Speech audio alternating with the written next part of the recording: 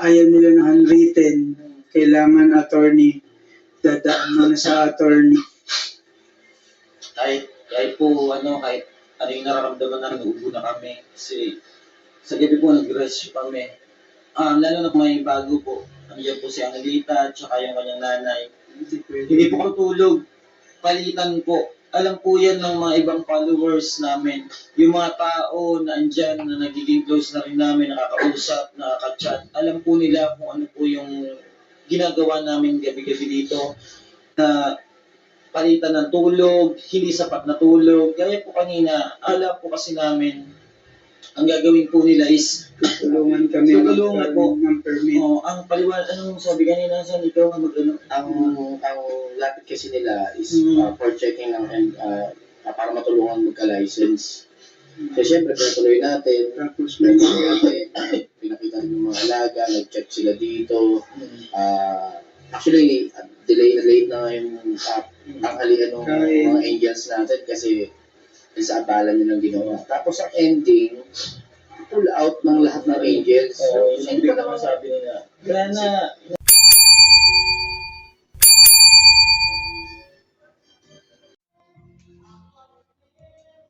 So ayan, mga kababayan ko. Dito naman pa ako. Welcome po kayo sa aking YouTube channel, Randy Channel. Pag-subscribe, like, share, and comment sa aking YouTube channel. Lalo na sa mga hinahangan ko charity vlogger, na mga viewers ng hinahangan ko mga charity vlogger, katulad po Bihero, Kalinga Prab, Kuya Bal, at Dati Jack.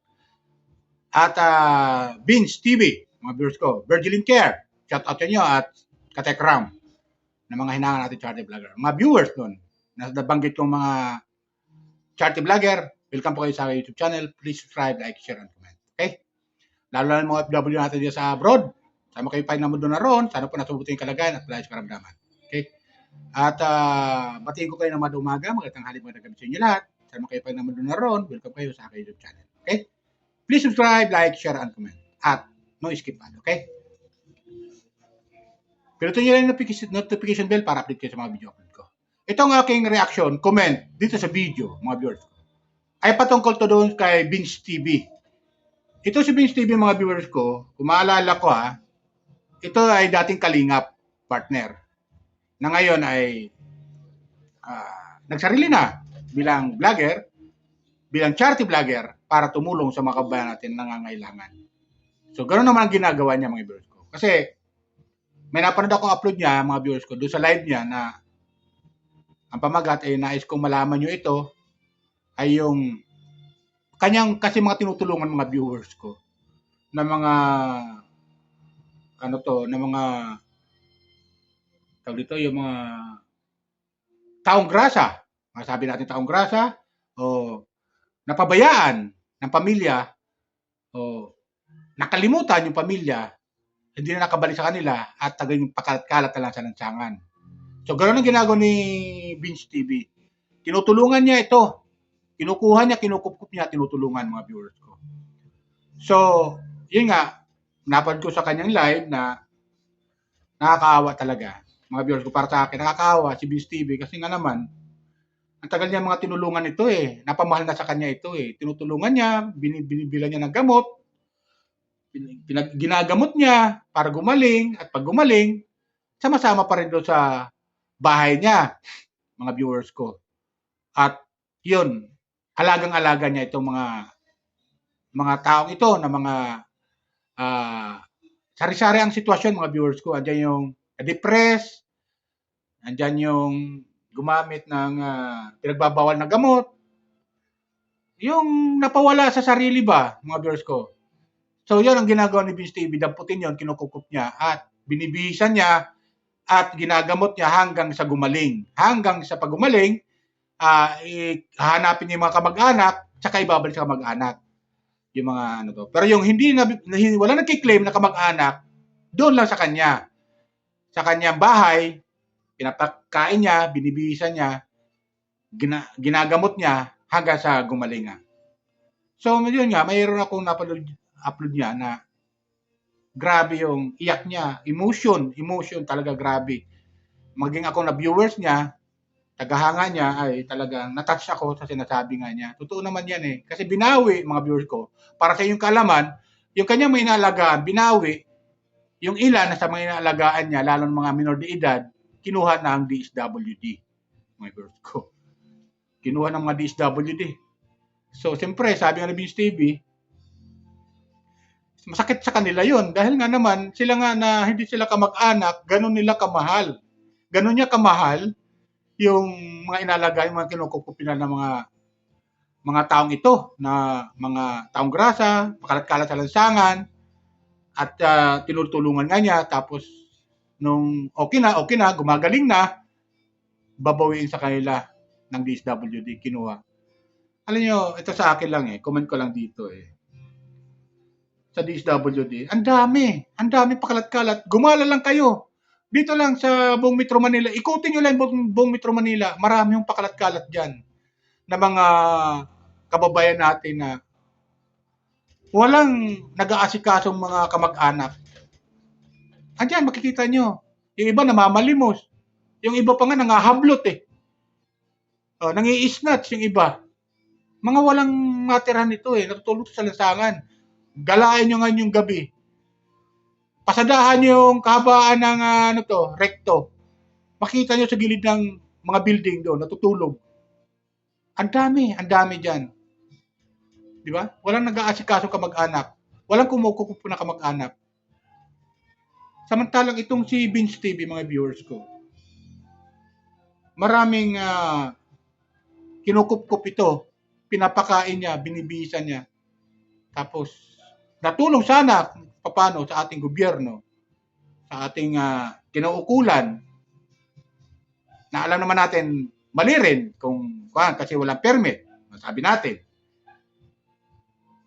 Pero ganun pa man, kinukup, hindi naman minamaltrato Dapat tingnan din ng ating gobyerno o ng DSWD. Kung minamaltrato, pwede nyo kunin yun. Hindi naman Maganda nga ang buhay ng mga tao na yun. Inalagaan talaga ni Vince TV. Kaya tudang iyak niya rito sa mga taong ito na kanyang kinukup-kup, tutulungan, tapos ngayon kukunin sa kanya, babawin sa kanya ng DSWD.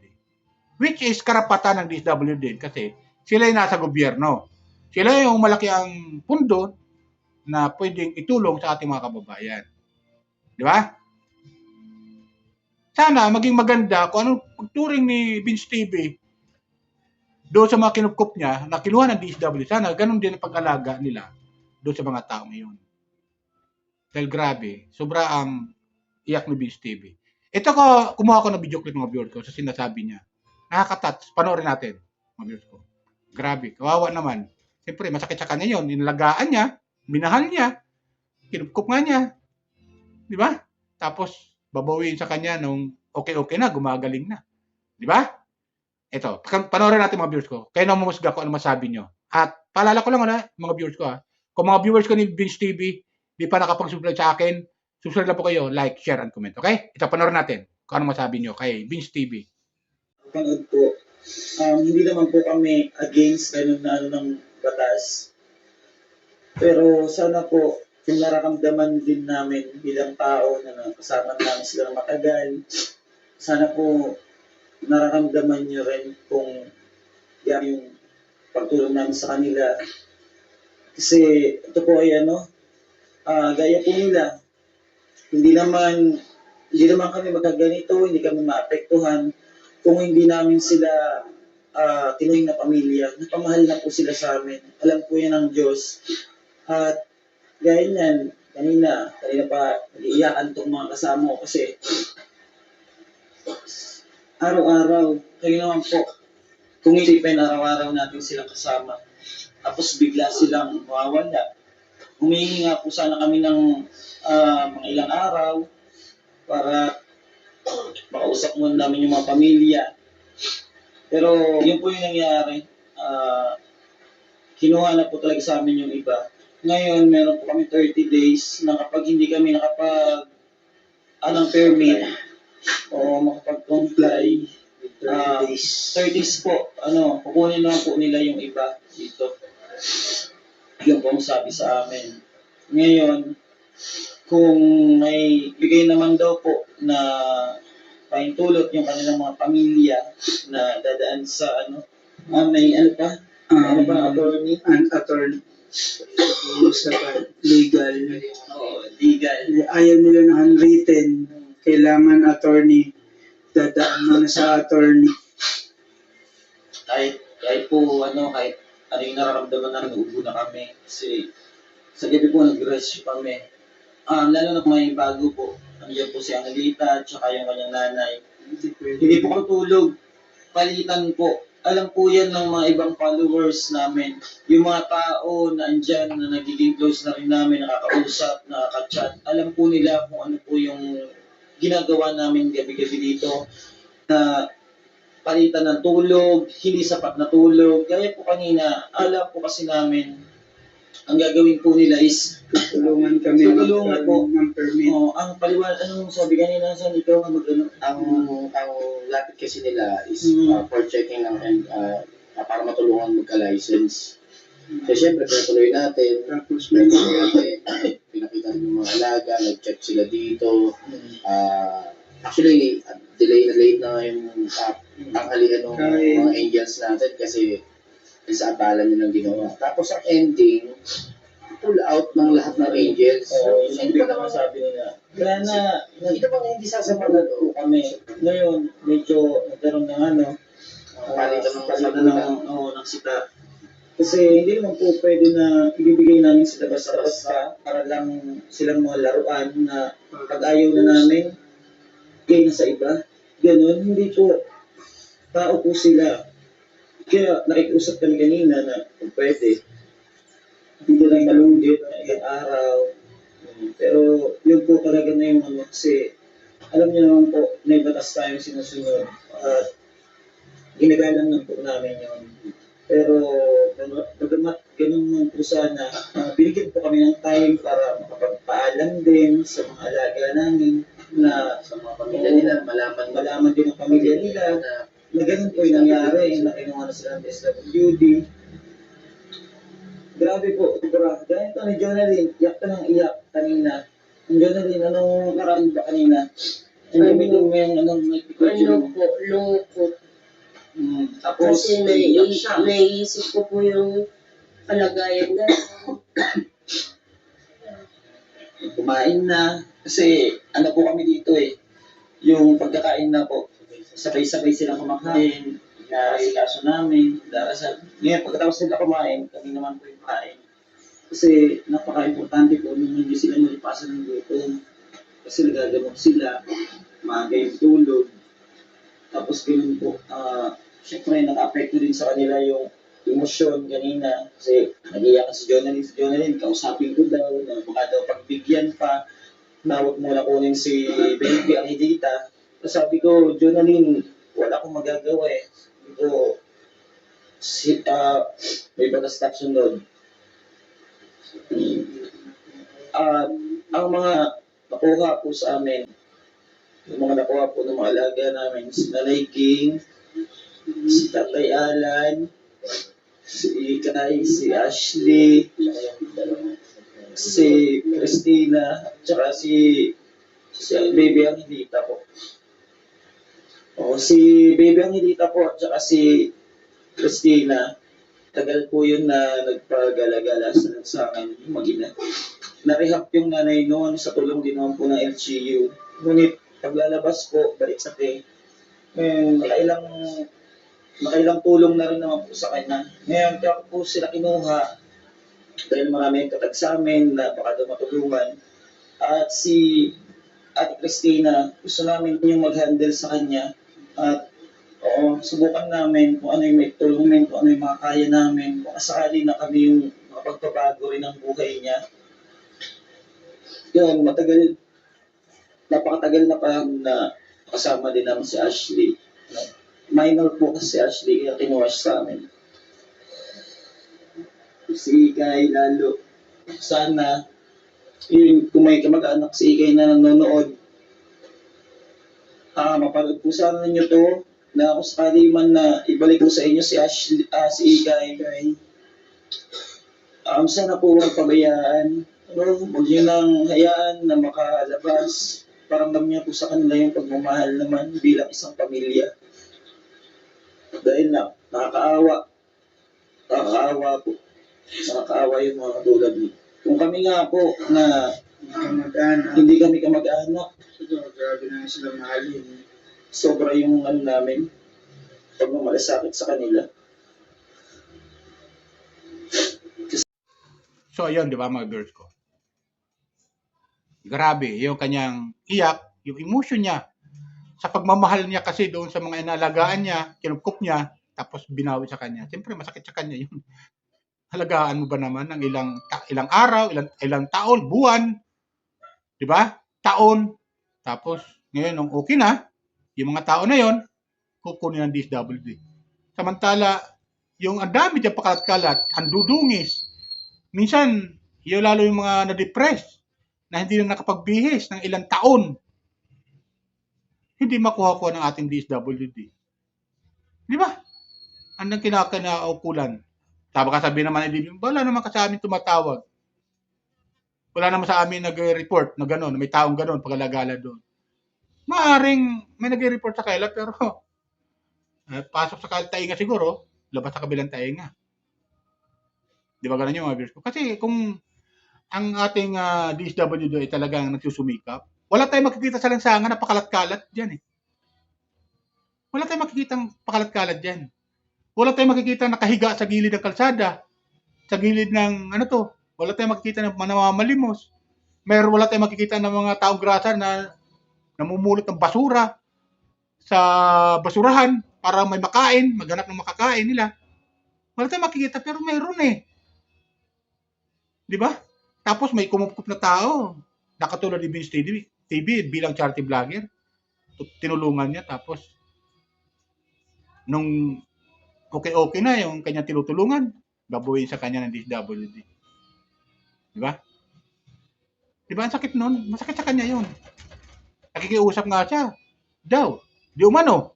Sa mga taga-DSWD na huwag hanggat maaari, kausapin mo nila yung mga tinutulungan nila. Kung ano masasabi. Pero hindi na nakapaghintay. Kinuha nila. Kasi kung ibigay nga na maibibigay ni Vince TV, maaari siyang kasuhan ng DSWD. Dahil sila ang may karapatan na magkupkop sa mga taong iyon. Dahil ayon sa batas. Di umano, di ba? Eh kung meron sana si Vince TV license, kasi kailangan nga, lisensya, at may siron siyang shelter na pangalagaan itong mga taong mga kinukukup niya, ay siguro hindi na babuhay ng DSWD. Kailangan may proseso talaga. Sabi naman Vince TV, napanood naman natin, yung sinabi niya na wala siyang kakayahan. Di ba? Kasi nga naman, umaasa lang siya doon sa mga views, sa mga nanonood sa kanya. Umaasa lang siya doon sa channel niya bilang charity vlogger. Yung kinikita roon, yun din pinatutulong niya sa mga kinukukup niya mga tao. Yun din pinapakain niya. Binibili ng gamot doon sa mga tao tinutulungan niya. Di ba? Kaya, ma-advise ko lang kay Vince TV sa susunod, ingat. Ibig sabihin, bago nyo kunin, ipala nyo na sa DSWD hanggat maaari. Mr. DSWD o Miss DSWD, baka may tao doon. Pakalat ka, tulungan nyo naman sila. Di ba?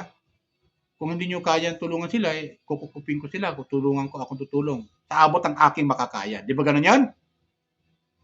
Siyempre ito, yung ginagawa kasi ni Vince TV, mga viewers ko.